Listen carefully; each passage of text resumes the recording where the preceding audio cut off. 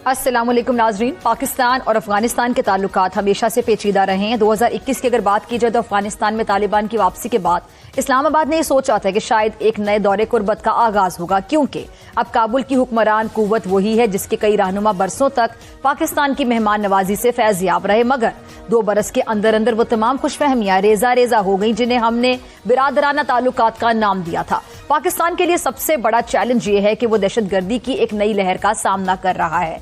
वही दहशतगर्द गिरोह जो कभी अफगान सरजमीन पर पनागुज़ीन थे, अब पाकिस्तानी शहरियों के खून से खेल रहे हैं। पाक फौज के तर्जुमान बारहा वाजे कर चुके हैं कि टीटीपी के खवारिज अफगानिस्तान के अंदर मौजूद महफूज ठिकानों से कार्रवाइयां कर रहे हैं और उनके ताने बाने भारत से जा मिलते हैं। पाकिस्तान के अस्करी और सियासी हलकों की ये शिकायत मुसलसल शिद्दत इख्तियार कर रही है कि अफगान तालिबान टीटीपी के खिलाफ वो इकदाम नहीं कर रहे जो पाकिस्तान की सलामती के लिए नागुज़ीर हैं।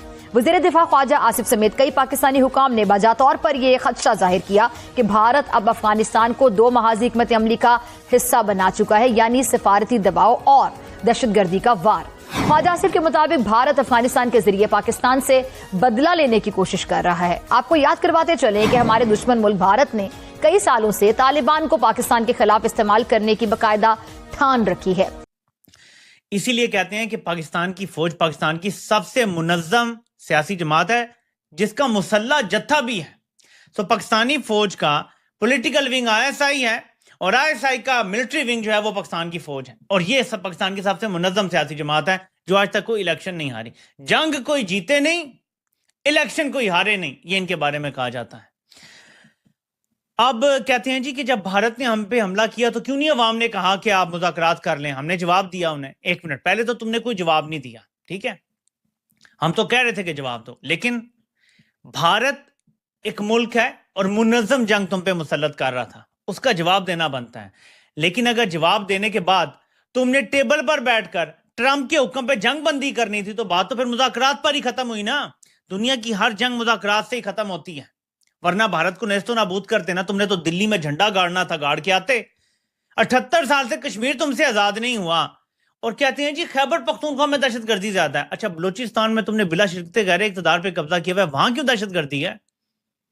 कहते हैं जी गवर्नेंस के मसाइल केपी में, बाकी कहीं नहीं है, तो बलूचिस्तान में क्यों इतनी दहशतगर्दी है? मैं बताता हूं।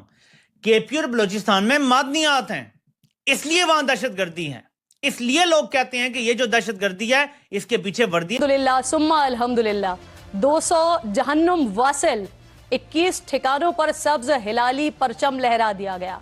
जंग बंदी की इल्तजाएं मुस्तरद कर दी गईं। भारत को उसकी प्रॉक्सी को ऐसा जवाब दिया है कि कई सालों याद रहेगा।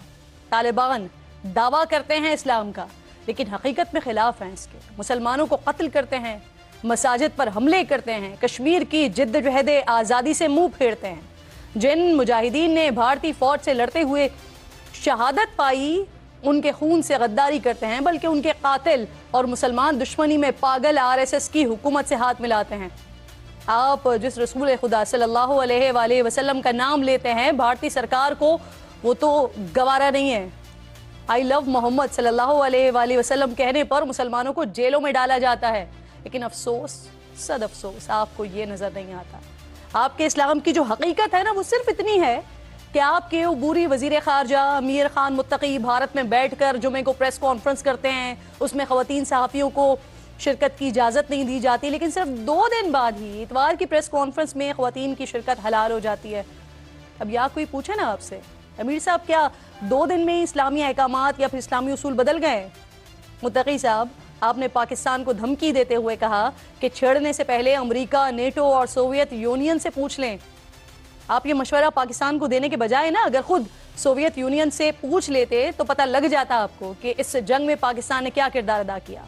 तालिबान तो उस वक्त कहीं मौजूद नहीं थे, आप तो वजूद में ही सोवियत जंग के बाद आए हैं। हक्कानी नेटवर्क की कहानियां तो आज भी अमरीकियों और नेटो अफवाज को अजबर हैं। हमारी मदद और आपके साथ देने की जो दास्तान है ना वो तो बड़ी तवील है, लेकिन आपके धोखे और पीठ में खंजर घोंपने की हरकतों ने इस दास्तान को और इस ताल्लुक को धुंधला दिया है। जहां बैठकर आप पाकिस्तान को ये मशवरे दे रहे थे ना, मशवरे देने के बजाय उन्हीं से पूछ लेते ना। वो जानते हैं कि हम कैसी फेंटी लगाते हैं, कैसे नाक से लकीरें निकलवाते हैं। कम से कम जिसारत करने से पहले भारत का ताज़ा ताज़ा एक्सपीरियंस ही पूछ लेते। आज तक वो अपना जख्म चाट रहे हैं और अब आप भी चाटेंगे। पाकिस्तान कभी ये नहीं चाहता था कि ब्रादर इस्लामी मुल्क को ऐसे समझाया जाए जैसे समझाया गया है, लेकिन मजबूर किया आपने, अब भुगतिए। कल रात जब आपके छोड़े हुए दहशतगर्दों ने पाकिस्तान पर हमले की जिसारत की तो फिर क्या हुआ? पाकिस्तानी अफवाज ने अंदर घुसकर आपकी चौकियों पर कब्जा किया। 21 चौकियों पर अल्हम्दुलिल्लाह पाकिस्तानी परचम लहराए। 200 से जायद दहशतगर्दों को जहन्नुम वासिल किया। दहशतगर्दी की मंसूबाबंदी के मराकज़ को नाकारा बनाया।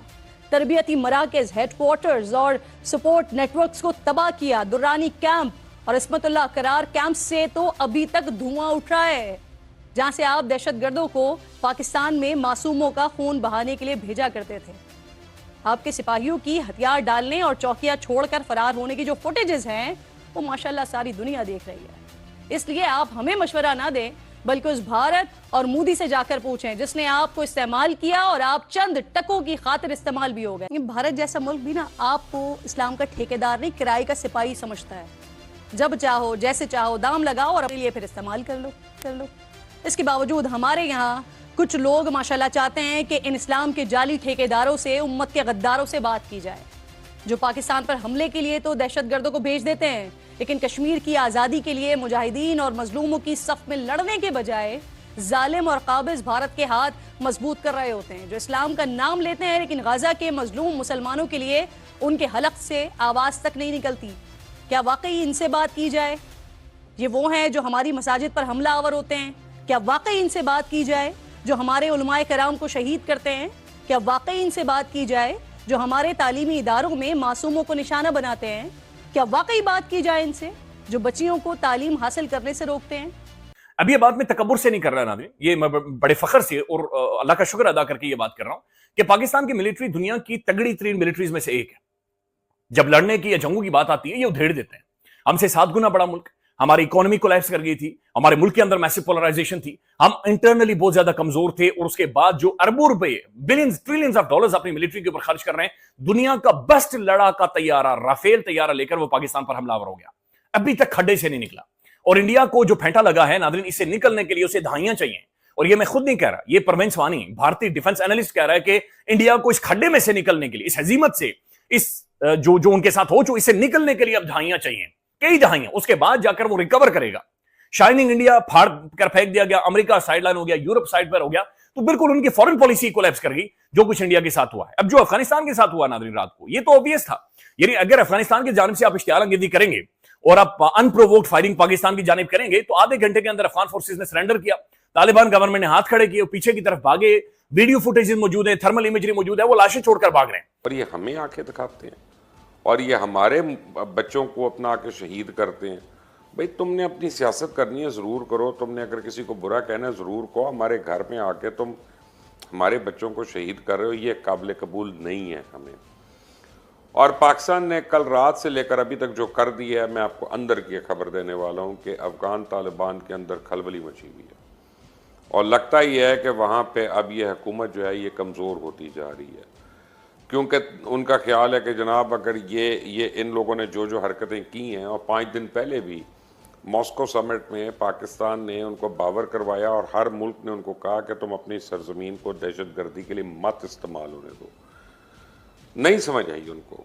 वो कुत्ते की दुम होती है ना, 100 साल भी उसको बांध के रखे ना, तो जब खोलते हैं तो वो टेढ़ी की टेढ़ी रहती है। तो ये वही वाली एक नस्ल है। मैं तो, मुझे याद है इमरान खान के कुत्ते थे वो शेरू वगैरह, वो अफगान हाउंड्स थे, उसको मैं कहता था यार इनको ज़रा दूर रखो, मैं मानू कहता बड़े फेथफुल है, बड़े लॉयल है।